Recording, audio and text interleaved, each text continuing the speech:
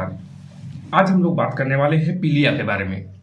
पीलिया में एक ऐसी दशा आती है रोगी की जिसमें त्वचा, म्यूकस मेम्ब्रेन, जितनी भी म्यूकस मेम्ब्रेन होती है, त्वचा, आंखों की स्क्लेरा, ये सब पीली पड़ जाती है।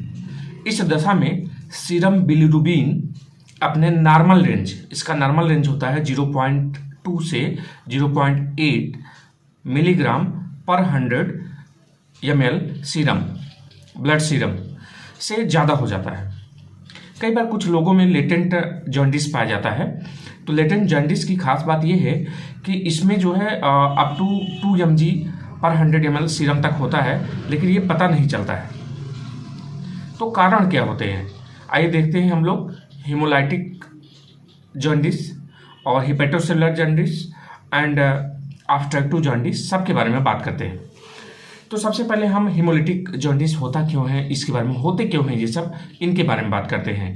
प्यारे मित्रों, कई बार आरबीसी के निर्माण में बचपन से कोई डिफेक्ट होने की वजह से, मतलब जो आरबीसी बनता है, आरबीसी के निर्माण में बचपन से ही कोई डिफेक्ट हो, तो इसकी वजह से हीमोलाइटिक जॉन्डिस हो सकता है। आरबीसी का निर्माण आपकी जानकारी के लिए बता दूं, बड़ी हड्डियों में जो बोन मैरो होता है उनमें होता है। दूसरी बात यह है कि क्रोनिक इन्फेक्शन से हो सकता है, या फिर कई बार हेमोलाइटिक जॉन्डिस जो है वो जहर खाने से, पॉइजनिंग से भी हो सकता है। कुछ लोग होते हैं जो पॉइजन ले लेते हैं, जहर खा जाते हैं, उनसे होता है।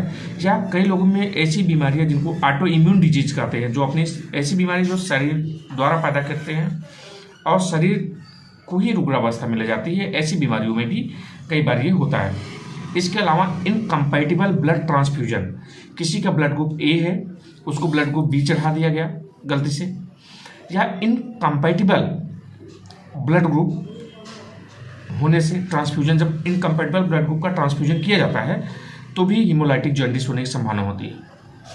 इसके अलावा एक बहुत ही फेमस बीमारी है एरिथ्रोब्लास्टोसिस फिटालिस। ये RH एंटीजन संबंधित है। कई बार जो फादर होता है वो RH पॉजिटिव होता है, मदर RH निगेटिव होती है।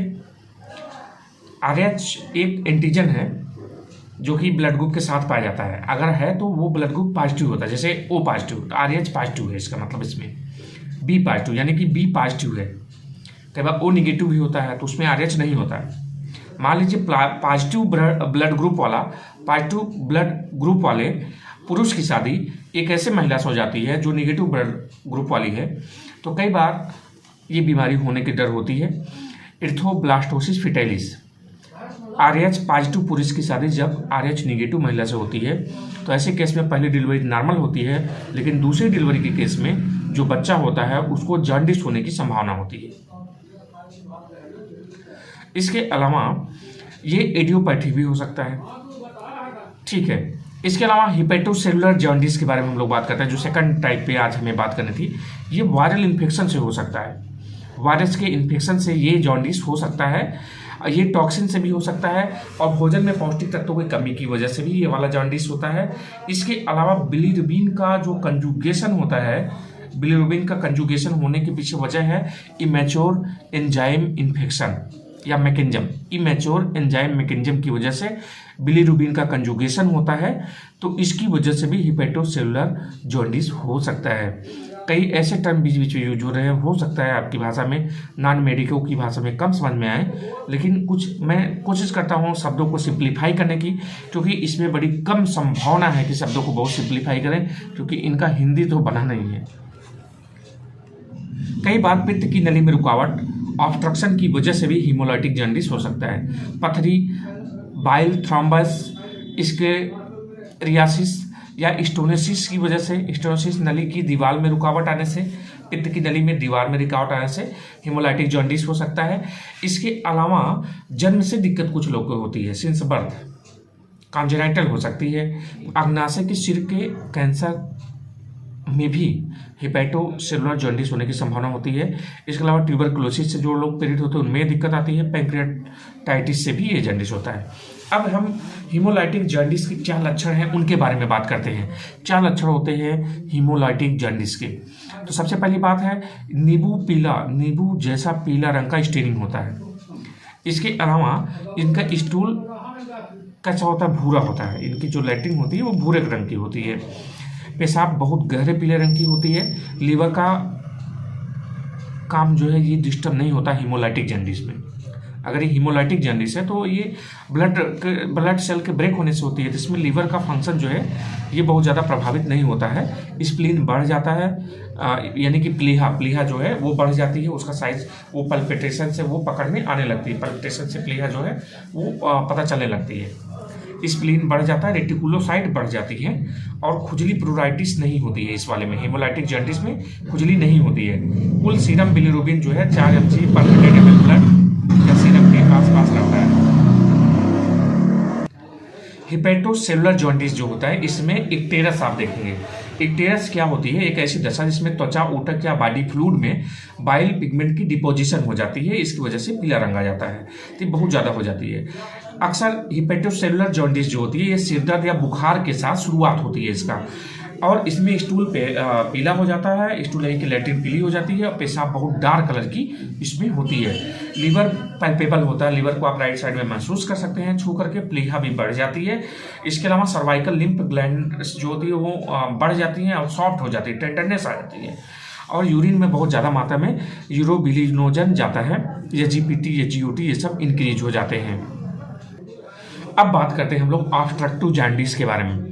स्क्लेरा और स्किन इसमें पीली हो जाती हैं। क्ले रंग का स्टूल होता है, एकदम भूरे रंग का मिट्टी के कलर का स्टूल होता है, मिट्टी के जैसा, जैसे भूरी चिकनी मिट्टी होती है उस तरह से स्टूल होता है। स्टूल में फैट की मात्रा बढ़ जाती है। स्टूल में ऑब्स्ट्रक्टिव जॉन्डिस में ध्यान रखिएगा, स्टूल में फैट की मात्रा बढ़ जाती है। ऑब्स्ट्रक्टिव जॉन्डिस में स्टूल में फैट की मात्रा बढ़ जाती है और बिलिरुबिन के कारण गहरी डार्क यूरिन होती है। इसमें खुजली इसमें होती है, प्लूराइटिस इसमें बढ़ जाती है ऑब्स्ट्रक्टिव जॉन्डिस में, इस बात को ध्यान रखना है। एनोरेक्सिया, भूख नहीं लगना होता है, मुंह का मेटेलिक और टेस्ट आता है। ब्रेडिकार्डिया भी इसमें इनिशियल स्टेजेस में देखे गए हैं कई बार। इसके अलावा विटामिन के एब्जॉर्प्शन में कमी होने की वजह से कई बार इसमें हिमरेज भी होता है। तो जांचें क्या क्या करा सकते हैं इसमें? अगर किसी को जॉन्डिस है तो क्या क्या जांचें कराएं? सबसे पहली जांच है जो एलएफटी है। एलएफटी मतलब लीवर फंक्शन टेस्ट। इसके अलावा लीवर की बायोप्सी करा सकते हैं। इसके अलावा सीटी स्कैन, यूएसजी अल्ट्रासाउंड के जरिए भी काफ़ी हद तक पता लगता है। इसके अलावा ईआरसीपी करा सकते हैं। ईआरसीपी इंडोस्कोपिक रिट्रोग्रेड कोलंजियो पैकार्टोग्राफी, ठीक है, ईआरसीपी। इसके अलावा आप पीटीसी करा सकते हैं, परक्यूटिनेशियस ट्रांसहेपेटिक कोलेजियोग्राफी, तो ये करा सकते हैं। इलाज क्या है इसका, इसके बारे में भी हम लोग बात करेंगे। सबसे पहली बात तो आराम करना बहुत ज़्यादा मस्ट है, आराम हर हाल में करना है। इसके अलावा ग्लूकोज, एनर्जी ड्रिंक्स जैसे नींबू पानी, मतलब नेचुरल एनर्जी ड्रिंक्स लेना है, आर्टिफिशियल नहीं खरीदना है। इसके अलावा भोजन में ज़्यादा कार्बोहाइड्रेट लेना है, ज़्यादा प्रोटीन लेना है, बट फैट को कम लेना है। कौन कौन सी होम्योपैथिक दवाइयाँ होती हैं? होम्योपैथिक दवाइयाँ जो होती हैं रोगी के लक्षणों के आधार पे अलग अलग होती हैं, किंतु हम फिर भी कुछ होम्योपैथिक दवाइयों के बारे में थोड़ी सी बात करते हैं जिनके मोटे मोटे लक्षणों के बारे में। बहुत ज़्यादा सही होगा कि आप होम्योपैथिक फिजिशियन से मिलिए, उनसे अपने लक्षणों को बताइए, वो आपके माइंड मेथड से आपके सिम्टम को लेते हुए, आपके फिजिकल सिम्टम को देखते हुए वो बहुत बढ़िया निर्णय लेंगे। यद्यपि कुछ दवाइयाँ जो हम लोग को मेडिकल में कुछ स्कूल कॉलेज में जो पढ़ाई जाती हैं उन दवाइयों के बारे में हम थोड़ी सी बातें कर लेते हैं। बस इसका उद्देश्य किसी को दवाई बताना, दवाई प्रिस्क्राइब करना नहीं है, ये शिक्षा नॉलेज के पर्पज से बता रहे हैं। चलिए बात करते हैं हम लोग कार्डियोस माइनस की। लीवर क्षेत्र में जो लीवर का रीजन है, जो राइट साइड है, उधर दर्द होना सबसे पहले लक्षण है कार्डियोस माइनस की। लेफ्ट लोब आपको बढ़ा हुआ ब्लड प्रेशर में लगेगा। इसके अलावा पेट साफ ना होना, गाल ब्लैडर में सूजन होना लगातार, और सिरोसिस, लीवर सिरोसिस की दिक्कत जैसे है, मितली उल्टी बनी रहती है, और गाल स्टोन प्लस जॉन्डिस जैसी दोनों कंबाइन में दिक्कत हो तो कार्डियोस माइनस एक बहुत अच्छी इंडिकेशन करती है। यूरिन गोल्डन कलर की इसमें होती है। कार्डियोस माइनस के बाद दूसरी दवाई आती है बर्बेरिस वुल्गारिस, बहुत ही फेमस दवाई, गजब की दवाई है। बर्बेरिस वुल्गारिस गाल ब्लैडर में स्टिचेज होने पर ये बहुत ही अच्छा काम करती है। इसके अलावा कॉन्स्टिपेशन, गाल स्टोन होने पर, इसके अलावा त्वचा पीली पड़ जाने पर ये बाइल को फ्लो कराने में बहुत बड़ा इसका कंट्रीब्यूशन होता है। नेक्स्ट मेडिसिन होती है जो चिलोडोनियम, इसकी बात ही नहीं किया था अभी तक, आप परेशान हो गए होंगे जो लोग थोड़ा बहुत जानते हैं। राइट साइड स्कैपुला के नीचे दर्द होना, इसका एक बहुत इंपॉर्टेंट लक्षण है। राइट साइड स्कैपुला के पीछे दर्द होना, और चेहरा इसमें पीला पड़ जाता है, जीभ पीली पड़ जाती है, स्वाद कड़वा होता है, लीवर की बीमारी, गाल ब्लैडर, जॉन्डिस होती है इसमें। इसके अलावा यूरिन में इसमें फ्रोथ बनता है, झाग बनता है, आप देखोगे। और इसके अलावा स्टूल हार्ड बाल जैसी होती है। अल्टरनेट कॉन्स्टिपेशन और डायरिया चिलोडोनिया में बहुत बढ़िया इंडिकेशन है। इसके अलावा चियोनैंथस के बारे में मैं बात करना चाहूँगा। चियोनैंथस का लीवर इनलार्ज हो जाता है, छूने में दर्द करता है, पल्पिटेशन में एकदम दर्द, और स्टूल इसका क्ले कलर का होता है। स्टूल कैसा होता है? क्ले कलर्ड होता है। जीभ पे कोटिंग पाई जाएगी, हैवीली कोटिंग होती है, भूख नहीं लगती है, बिलेरी कोलिक होती है। इसके अलावा पेशाब गहरे रंग की बाइल और शुगर जाता है पेशाब में। इसमें अक्सर आप देखेंगे पीली आंखें आपको दिखेंगी।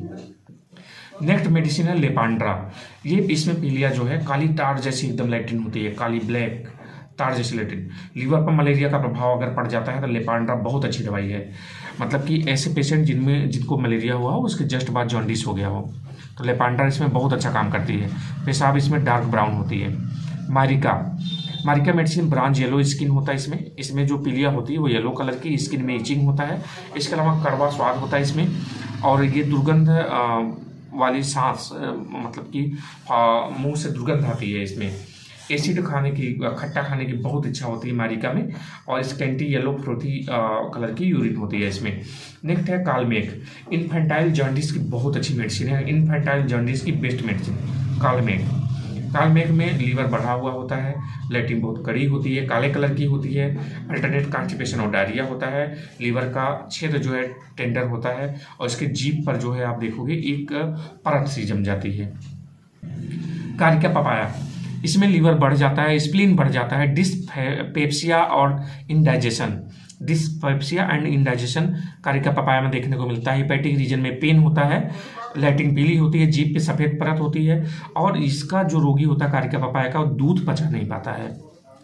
ठीक है। मॉर्गन पी में कंजेशन होती है, लीवर में कंजेशन, और इसके अलावा टेंडरनेस होता है लीवर और गॉल ब्लैडर में। कोलिसिस्टाइसिस होता है, कोलिसिस्टाइसिस की भी बहुत अच्छी दवाई है मॉर्गन पी। इसके अलावा पित्त भरी उल्टी होती है, बिलियस वोमिटिंग होती है। अन्य ब्राउनिया है, वाइपेरा है, इसके अलावा हाइड्रास्टिस है, लाइकोपोडियम है, मर्कसॉल है। मैंने बताया कि किसी डिजीज की दवा होम्योपैथी में नहीं होती है, पेशेंट वाइज दवा होती है। आपके लक्षणों का इवोल्यूशन करके जो एक फिजिशियन एक दवा लिखता है वो सबसे बेस्ट दवा होती है। तो बहुत बहुत धन्यवाद। कैसा लगा वीडियो को, और वीडियो को शेयर करिए। ऐसे नॉलेजफुल वीडियो आते रहेंगे। बहुत बहुत धन्यवाद। नमस्कार।